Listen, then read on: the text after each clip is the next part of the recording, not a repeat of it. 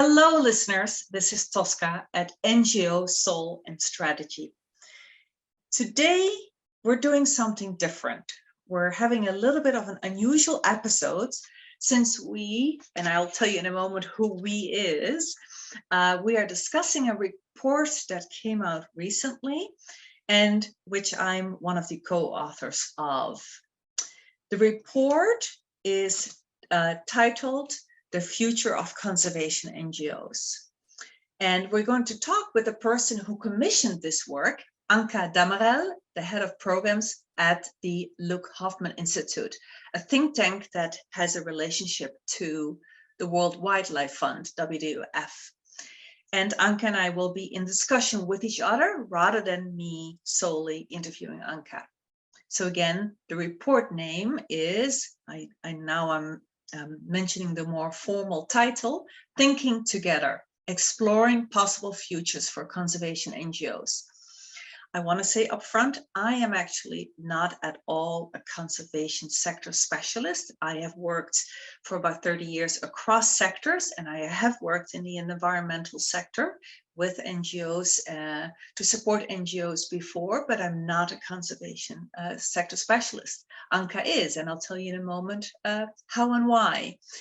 I also want to say that the other co-authors and contributors are Barney Talek, and he's a UK-based former NGO practitioner with deep roots in both international development, human rights, and conservation, and he is a consultant. And we were also benefiting from the contributions of Marcelo Furtado.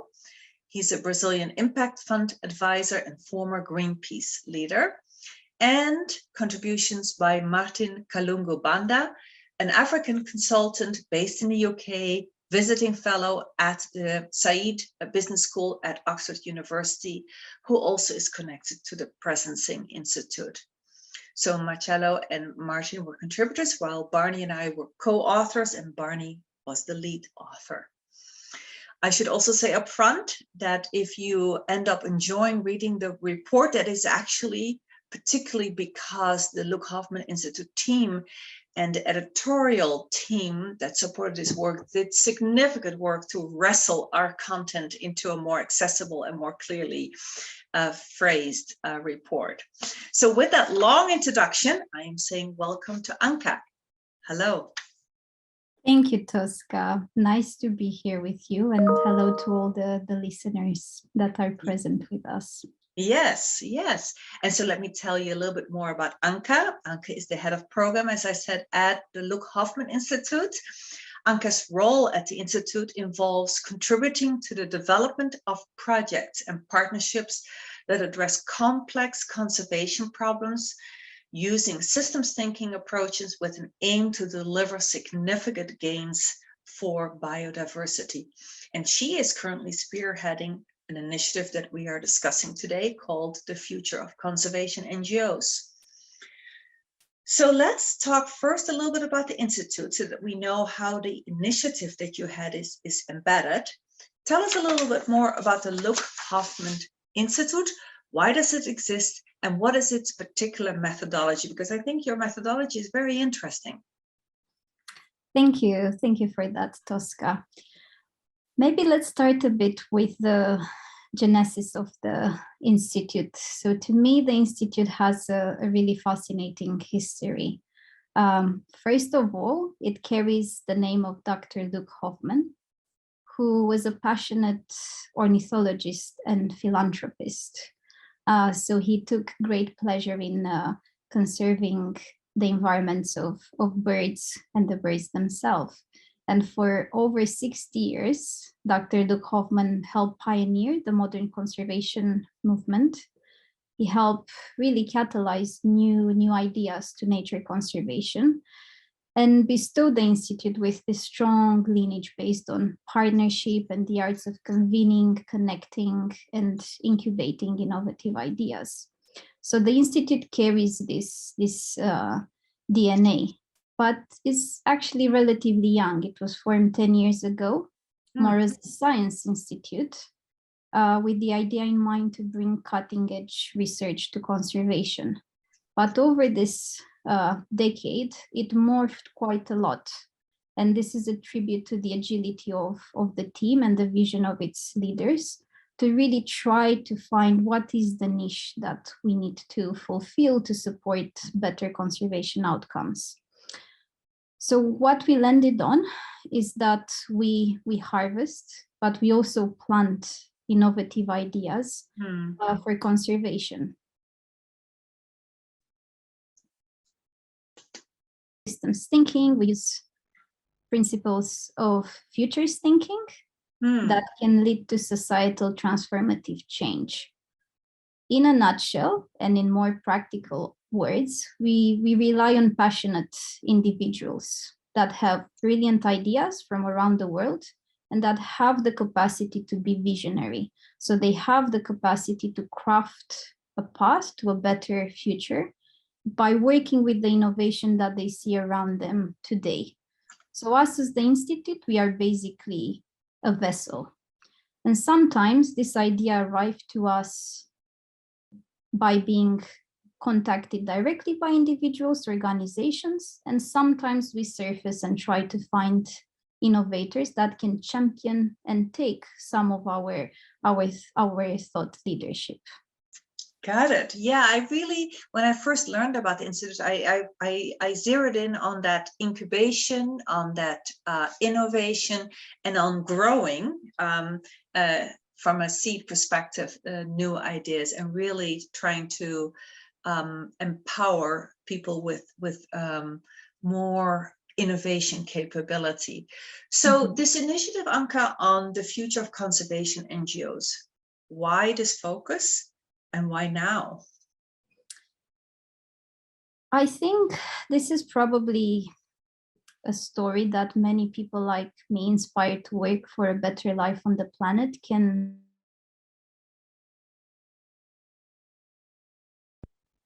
So I look around me and what I see is a conservation sector that is replete with really talented and dedicated people. And I see these people from all geographies working very energetically with a lot of passion. They're moving mountains for better conservation outcomes.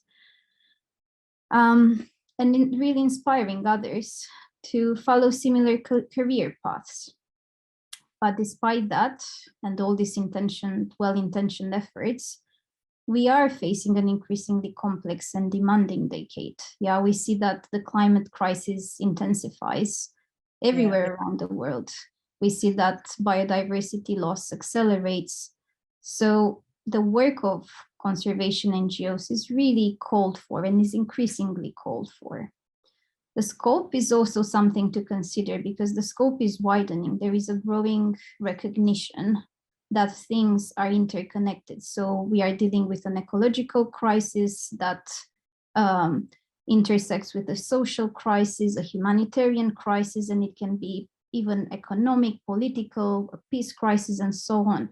And probably to relate something closer to us now, so the war in Ukraine is probably the most recent event that is showing us precisely that. It might have a different starting point, but the implications for the world are the same. These are all interconnected crises. And maybe to finalize is to say that on another level, there is also a sense of reckoning that NGOs have yet to address some sectoral issues around power, discrimination, equalizing voices and resources, some things that are not only common for the conservation sector, but across other sectors as well. So we also have to remember that much of the conservation efforts happen outside of conservation NGOs. So we have seen for a generation how local communities, indigenous groups have sustained, defended, restored their lands and territories outside of NGO structures. So we are faced with questions of why aren't those voices more at the forefront of how we live, how we sustain and maintain life on Earth? So these are the type of things that we really try to unpack in this initiative. Yeah, indeed. It was a tall order. I think that we as co-authors and co-contributors also felt that weight, if you will. And it's really up to the readers of the report to judge to what extent where we've been able to succeed all together, including with the Luc Hoffman Institute and yourselves, of course, and where we have possibly come up short. Shall we just give our readers a sense of some of the 15 propositions that are at the core of the report? I think that would give them a flavor of some of the things we do. Of course, we cannot do justice to all of them, but I'm going to suggest, Anca, if you could please pick and choose a few propositions of the 15 propositions for a legitimate, relevant, and effective future for conservation NGOs, and then I'll pick a few, and that gives our readers and our listeners then a sense. I like that, Tosca. I was wondering, do you want me to go back a bit to how this report came into being? And good catch. Yes, we should first go there. Please go there. Okay. So maybe to say, I need to give you a bit of background and context of the initiative and how we actually managed, me and you, to cross paths on this work. But in December 2020, the Luc Hoffman Institute went through a change of leadership, and it was at that time that we started asking ourselves, NGO. And the reality is that this idea was planted long before that time. And in a sense, it came from sensing the tensions and the dilemmas that many of us who work in the conservation sector were dealing with. So this is how the Future of Conservation NGO came into being. And when we started, we really started from a place of deep listening with no roadmap ahead. And that's part of how we tend to work at the Institute. We focus very much on not rushing into the solution, but really trying to understand what are the problems that we are trying to address. Mm-hmm. And over this year and a bit, we have engaged in bilateral conversations with about 200 voices from individuals working in small, medium, large NGOs, with entrepreneurs, philanthropists, private sector, academia. And what I would like to stress, that the issues that we are seeing here are not only relevant for conservation NGOs, so we've tried to go across sectors to have a perspective of what are the other sectors thinking about conservation, what are they seeing in the conservation NGO. It's difficult to capture the breadth of the conversations that we have, but I can give you a sense of the four main themes around which conservations revolved. So the first area was very much acknowledging the legacy and origins of conservation NGOs. So we discussed about the power asymmetries that we are seeing between the global north and the global south, but also at national, regional, and local level. We talked about moving away from neo-colonial conservation. So that has been one area. The second layer has been around inclusivity, around interconnectedness, moving away from polarization, which we've seen more and more, not only in the conservation sector, but in the wider world on different thematics. So we acknowledge that the system in which we operate are becoming more complex, or we understand them as being more complex, and need to be thought in an integrated way. So the conservation sector must embrace a more inclusive approach to external collaborations. And that's something that has been at the core of the discussions. And briefly to touch on the last themes, one has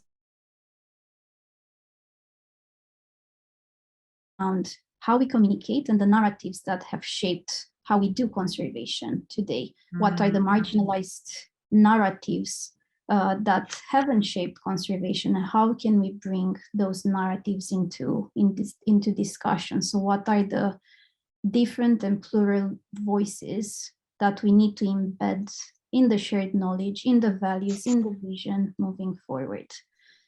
And finally, it's something that I think will touch the heart of many of the other NGO sectors. It's about the operational and funding models. We see that we ask ourselves, are the NGOs nowadays driven by mission or by survival? The conservation sector is really constrained by a traditional linear approach to how we solve problems and the short-term project-based approach. How do we move and steer away from that? And these are the type of things that have really emerged. And I think, Tosca, we got together at the point where we said, okay, we see these issues. How can we think about different futures? How can we give people the inspiration to see that the NGOs can play different roles into the future? And this is basically the origins of how we started collaborating. Could you help us like look into this? And I think the interesting bits that came out of the report, and I want to emphasize here that these are not exhaustive or mutually exclusive, have been these 15 bold and innovative ideas that you put together around how conservation NGOs can shift towards possible new roles. Right. And I would really, would be very keen now to explore with you these 15 propositions. So maybe let me kick it off by just highlighting 3 that I'll start with one that I consider low-hanging fruit, meaning a proposition that is probably fairly palatable for the sector, fairly doable, and already on the minds of a number of people. So every time in the report, in the situation analysis, we would put forward a prospective role. We would describe that role and the lens through which we formulated that role. And then we would indicate potential pathways, how to get to that new role as a conservation NGO, what are the accompanying mindset and cultural necessities, what kind of organizational structure would a conservation NGO that plays that particular role need to have, and some existing examples of civil society bodies that are already playing such a similar role. So the first kind of low-hanging fruit is that we as authors said is some conservation NGOs probably have to become purely, and I emphasize the word purely now, advocacy or think tank type of organizations that are entirely existing to influence policymakers, to influence mainstream public opinion, but also particularly corporate leadership, who need to be fed with data and research, etc. The mindset and culture that would come with that role, that focused role, is that NGOs in that role really are primarily knowledge collectors, facilitators, and diffusers of knowledge. And that the structure has to be one that it is a collective of data scientists and policy researchers with high levels of research integrity and a strong focus on how to translate policy research to action. So that's one example of one of the 15 propositions. Another one, and that is something that I think could be harder to digest, is that it's the opinion of the authors of the situation analysis that NGOs increasingly need to become campaign delivery specialists in their own home countries.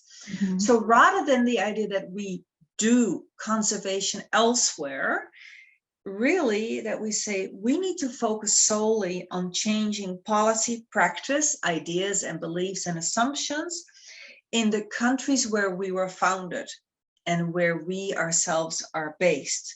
because we need to influence the conservation practices of our own audiences, our own citizens, so that in our own areas we are getting to better conservation, and we are not negatively influencing the conservation realities in other countries.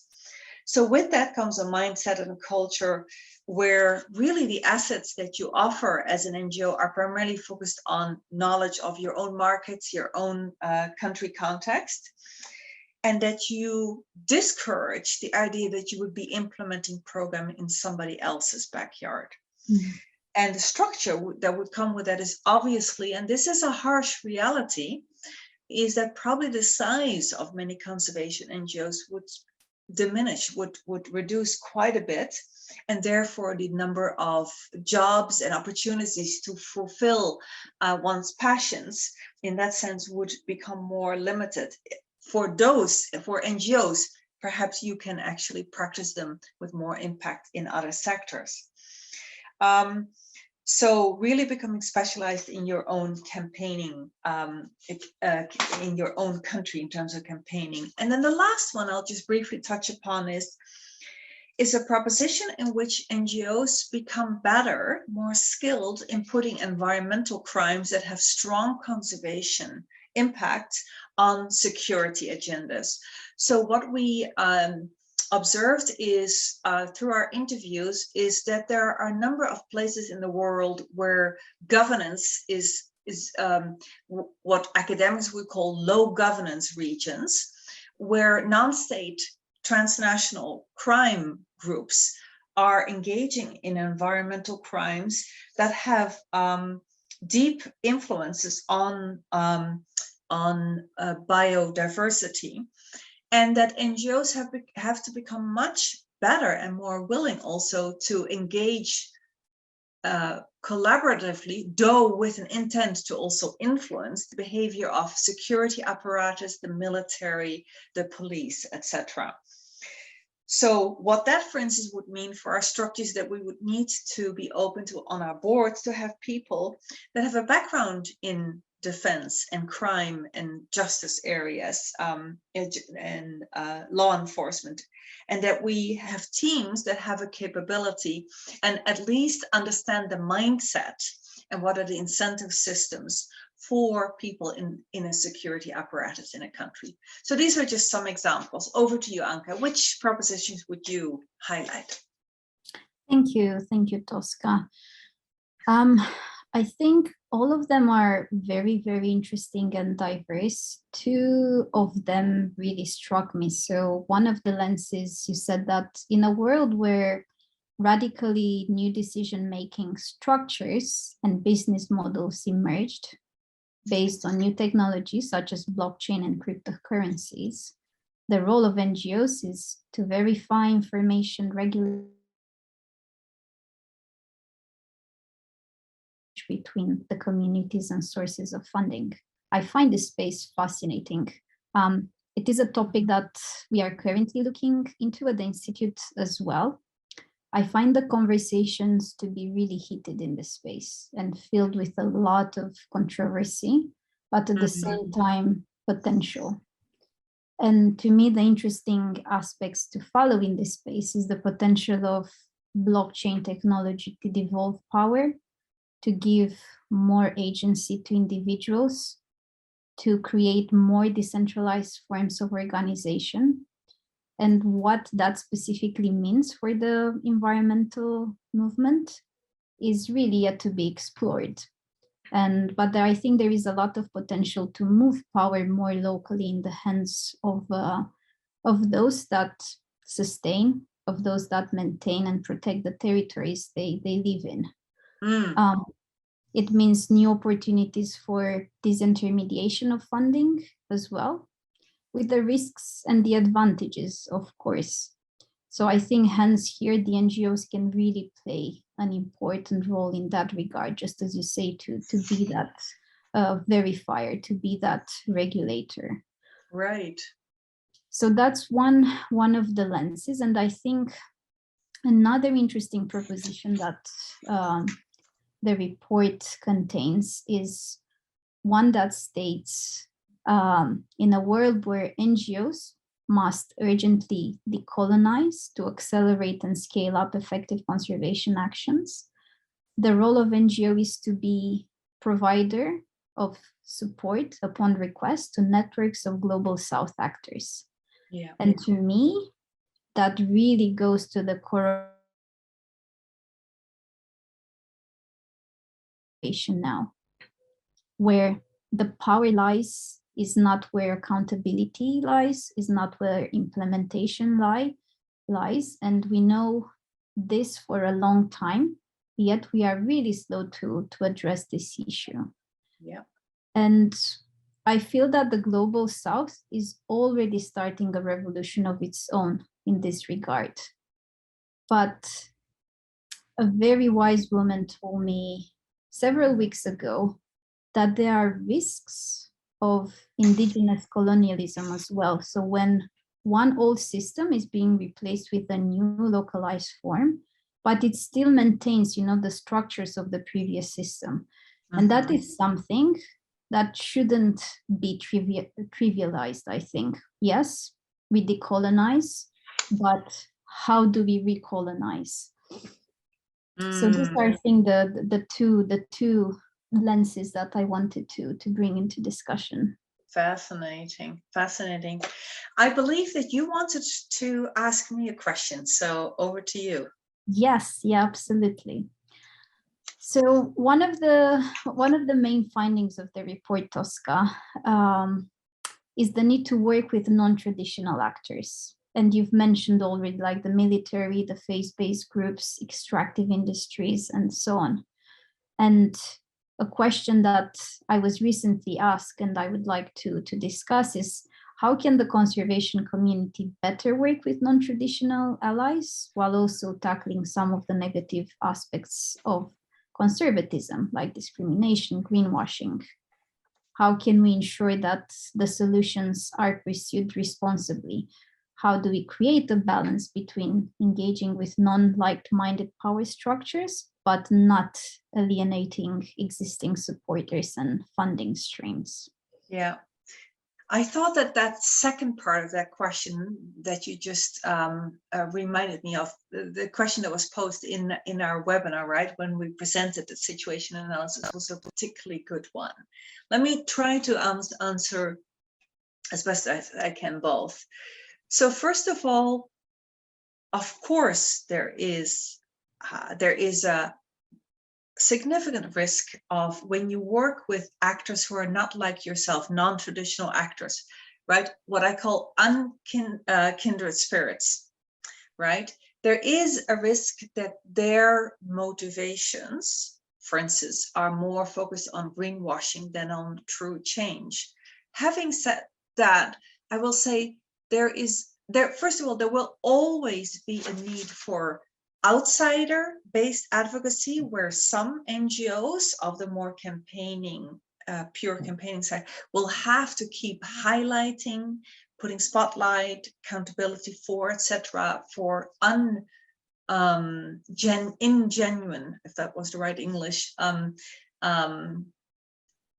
work on conservation.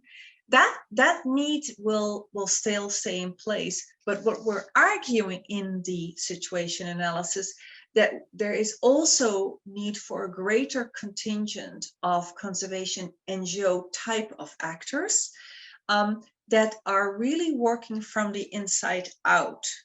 And that will, yes, that means compromises, right? But here's the hard reality. NGOs, including the largest ones in the world, like WWF as one example, will never, ever have the impact that a large state or that a large corporation can have. And think about China. It's one of the other propositions that we put forth, right? So knowing how to work in a collaborative way, where you develop a true kind of what we call a non-judgmental stance or non-judgmental understanding of what are the incentive systems, what are the motivations, etc., of actors such as in the private sector or in the military or in large states such as China, that we learn how to have understanding of that and then work with that, but trying to influence from within. In the report, we're arguing that that will ultimately have a greater impact. So that means then that we need to be less judgmental about others, because frankly, there is enough we get criticized for and are critical of ourselves for. We are not necessarily that much holier than some others. And in the meantime, the private sector, parts of the private sector, yes, it's only a minority, but it is growing, is getting more focused on purpose-driven corporations, right? Is more and more of younger generation employees in corporations want to work for corporations where they feel there is shared value, where they feel there is a higher purpose, if you will. So we just think that we as NGO staff would need to be in a stance of what I call inquiry, meaning you inquire, you ask a lot of questions, not always in a stance of immediate advocacy and judging of the motives of those others. That would to my mind, have to be one of a capability that we need to have more of. Now, on the question of how will we bring donors and funders along who are not used to us working more with these unlike-minded characters, if you will, that is a very good question. And yes, we will lose some donors, individual donors, small donors, high wealth donors, and potentially some institutional donors in the process. But at the same time, we will also gain others who say, yes, I work in this corporation, you're now working with us, I want to support more than what I can do through my corporate action. So it seems to me that there is just no other way than that we start to work more through others than just on our own. And what it definitely means is much less focus on implementation in other countries than ourselves, than our own. So that would be my answer. What would be yours? Yes, thank you. Very insightful, Tosca. I think to me is probably going back to that humble and non-judgmental space that you just mentioned. Mm-hmm.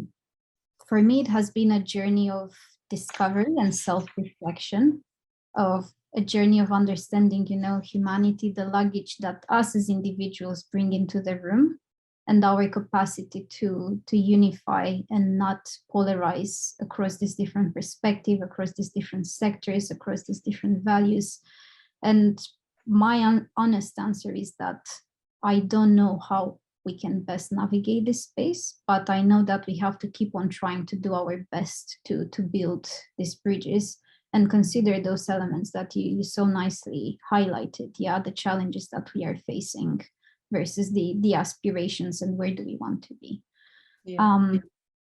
Yesterday, I sat in a call with a lovely gentleman who told me a nice anecdote. So he worked with Médecins Sans Frontières to help eradicate Ebola that brought so much destructions to part of Africa. And he had worked across many sectors and structures. So he worked with governments, with NGOs, with community groups, with donors, private companies, all sorts, to make everything come together efficiently and eradicate the disease. He was hailed a hero by the community, and his family received praises, and he told us that they were bringing daily food to the community, to his family. The community was bringing a lot of food. And not long after this, he started working in eradicating invasive species, such as rodents, that, if you look, are damaging to biodiversity, but not only livelihoods, health issues, and so many other things. And in this scenario, despite dealing with a similar structure of engagement and working across so many sectors and so many structures, he was deemed a villain by the community for tampering with nature, So what I try to emphasize here is that these difficult and complex problems we are dealing with have to navigate so many values, so many beliefs, and sometimes the hearts and minds and the narratives are difficult to reconcile. In one case, the same approach might succeed, but you can easily fail in another one, despite all the good intentions at heart. Mm-hmm. Navigating narratives, I like that. I want to highlight one more thing, and then I know you want to ask me another question. So something that we as contributors to the report realize is that there are lots of local people all over the world, including here in the US, in my backyard here in upstate New York, right? Or in terms of Barney's backyard in Oxford, UK, right? Or Marcelo's, for instance, in Brazil.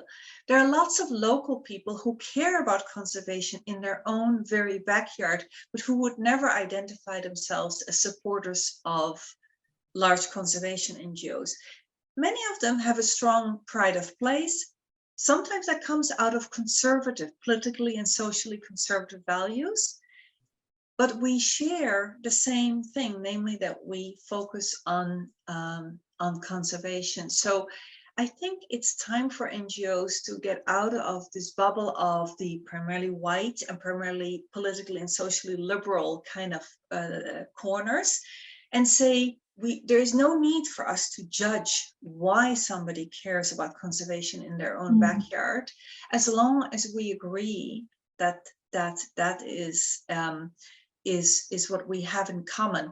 So that's the kind of spirit in which we wrote some of the recommendations. We have painted ourselves into a corner, and a corner of less and less impact, frankly. That's something I just want to highlight. Yes. Now, no, go ahead. Beautifully said, Tosca. Yeah. Okay. Well, thank you. I think you wanted to throw another question at me. Yes. So you also mentioned a trend in the report, one that is saying that increasing the role of private sector companies in the social development and conservation space is something that you are observing. So what are the potential implications of corporates and the private sector replacing the role and space occupied by conservation organizations? My answer to that is going to be actually quite short. I don't think in the situation analysis we are arguing for wholesale replacement of conservation NGOs, although I do think the sector will morph and shift, and I think it will decrease over time as other sectors, so the private sector, particularly certain large states. Think about, again, the impact of China. When Chinese policy changes on conservation, including on the Brick and Road Initiative, including on all its activities across the African continent, for instance, that really shifts a lot. So we're not saying replacing it, but we're saying NGOs have to primarily be in a facilitative and in a complementary role that amplifies the action and influences the action of much bigger actors in global governance, if I want to say it like that. That would be my answer. Okay, thank you, Tosca. Well, let's then, thinking about the time, I want to make sure that we have time also at the end for you to speak a little bit about how this initiative will go forward. So let me see. Yeah, Anca, let me ask you, if you take a step back now, you've done so many, you and your team have done, the 200 or so interviews and speaking to all kinds of voices, great diversity of voices.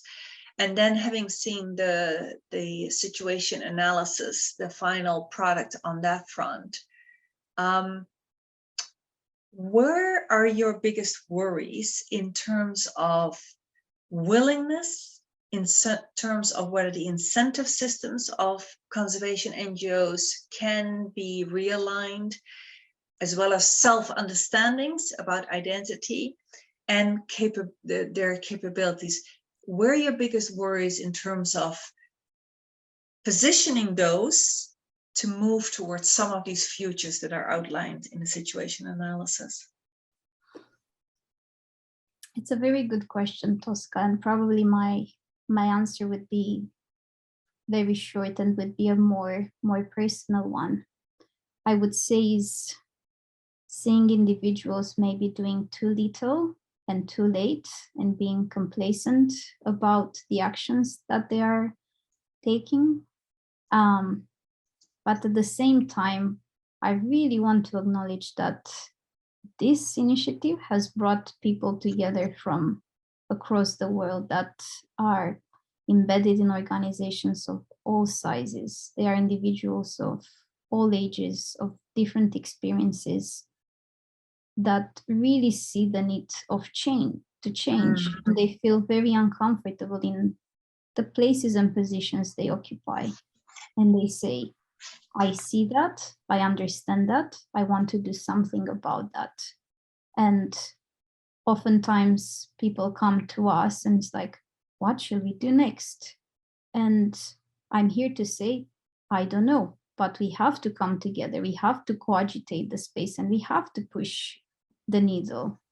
And oftentimes we asked ourselves at the Luc Hoffman Institute, are we the right people to take this work forward? Are we replicating, Western views on how things should change? Should we create more space for others? But I think the ultimate reality that the onus shouldn't be on us, it should be on all of us, and we should all work on this together. So I would say in that spirit, probably my biggest worries are being suppressed by these amazing people that really want to see things changing. And I probably it's what I try to carry forward in this initiative, despite all the bumps and hiccups that we see on the way. These people are really inspirational. Yeah. Let me also just, somebody asked me the other day, what did I observe in my interaction with both in the interviews that we did and the interviews that we read. You did a much more interviews than our team did, but also thinking about the future session, the future session, the future horizon session that we attend. What was the mindset and the mood that I observed there? And so my answer with that is, I saw a lot of self-criticism, a lot of almost self-flagellation. I saw some despair and hopelessness. Yet, as you say, still the same passion for the cause. Where I worry maybe most, truthfully, is whether people are, whether we are willing to redirect our passions towards fulfilling roles as NGOs with much more specific and narrow mandates than the broad kind of program implementation mandates that we have now. So much more specific roles, as we outlined in the propositions. And I'm not sure whether people can give that up, because I see that staff, this to me gets us to this, one of these things that we know that Greenpeace early on started trying to grapple with. Can we move from a staff-directed form of activism to a supporter-directed form of activism? Or can we move from a staff-directed form of activism towards a facilitation of other bigger actors being more activists on conservation, the ones that we just discussed? Can we work more behind the scenes rather than being out in front? More facilitative. that requires a giving up of a lot of identity that we as organizations have invested in and are very attached to, and a lot of our individual identities, and particularly for those of us like myself, I can only speak for myself, who've worked in this sector a long time. And I don't know if we can have enough self-awareness to give up a whole bunch of identity. That's my biggest worry. Does that make sense? Yes, yeah, yes. At the same time, I really, you know, just being part of the Luc Hoffman Institute and making me think that we are pushed hard to think about these things, but we are also pushed hard then to say, okay, how do we operationalize these things? And oftentimes the reality is that it's not easy, but we have to do it. We at least have to test new things.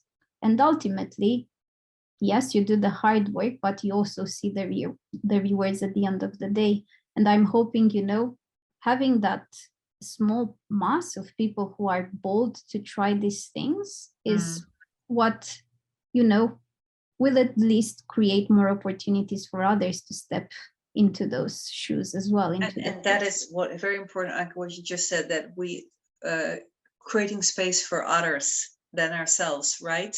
Yeah. To move for us to move out of that way. Yeah. So with that, Anca, we have to bring this to a close. So let me ask you, how you're now on the next step in the Hoffman Institute's process and methodology. Briefly, can you tell us how people can get involved in those next steps? How should they let you know? And also the question, where can people find out more about you as an individual? Yes. So we have now a plan for moving forward, and we are in the process of leading a global innovation challenge in partnership with IUCN and Impact Hub. And together we are trying to encourage people from all backgrounds, so not only conservation, to put forward alternative models of conservation that can address these precise issues that we discussed today, Tosca. And as we said, the building blocks of the report are there, but we are pushing people, can we imagine even beyond that? And then how do we get to those spaces? So the innovation challenge is, let's find models, and then the next stage, let's take them, test them out, implement them with partners and with this community that has formed around the initiative. So people can visit our initiative on the Luc Hoffman Institute site under the Future of Conservation NGOs. You can also reach out directly to me at Damerell, wwf.org. And we'll put all of this in the show notes. Wonderful. Yes. And thank you, Tosca, for sharing those in the notes. Of course. So the two ways, we'll put the website for the report and how to get in touch, as well as your email in the show notes. So with that, and I see your son coming in, so it's exactly the right time to bring this to a close. It's coming back for the closing. Hi, hello there. So with that, I want to thank you, Anca, very much for this conversation that you and I have had. And I want to thank our listeners for tuning in today again. And till we speak again next time on NGO, Soul and Strategy. Thank you very much, Tosca.